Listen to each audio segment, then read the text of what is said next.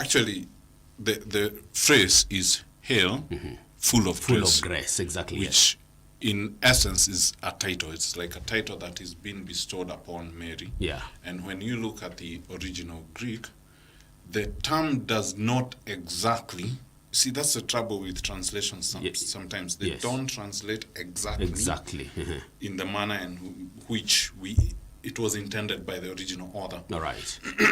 So in this particular case, it actually translates more to "Hail, you who has been perfected in grace," who has already been perfected in grace, is more accurate.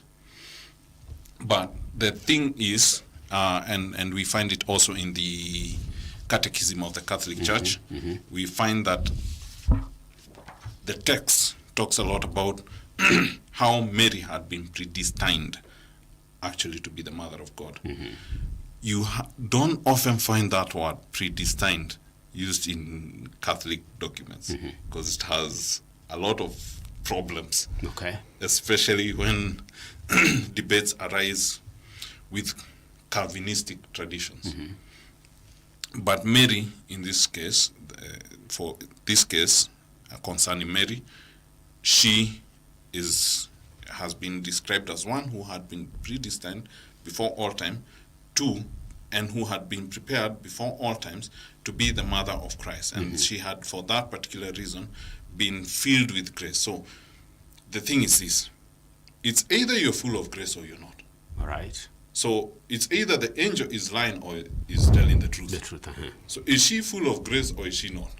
So you cannot be full of grace and also be sinful. So that's why when, for example, Protestants, when they're pushing forth the opposition to the whole dogma of the Immaculate Conception, they'll put forth verses like Ram had mentioned one, Romans I think 3, that all men have sinned and fallen short of the glory of God. There's another in the book of John, that any man who says he has not sinned is a liar. Okay.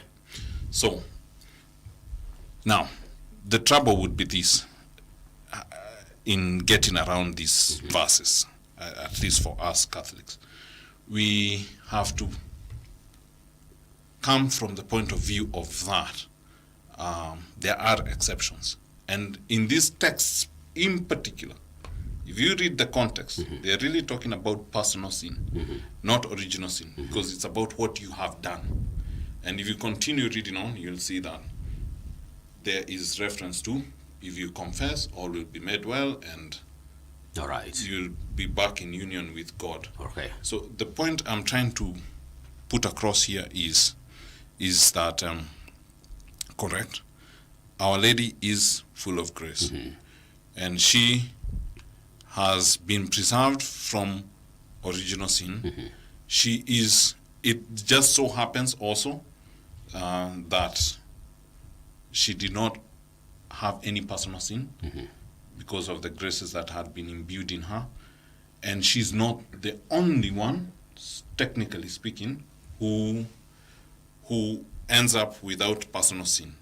Take, for example, babies who die in the womb. They have no personal sin, or who die before they reach the age of reason, or people who are very mentally challenged, who do not commit sins because by the fact that you would have to know what you're doing and freely do it. Do it, all right. For it to be classified as a sin. As I say, okay. So it's not a really strange phenomena, as unfortunately Protestants would want to push and say that no man is without sin. Okay.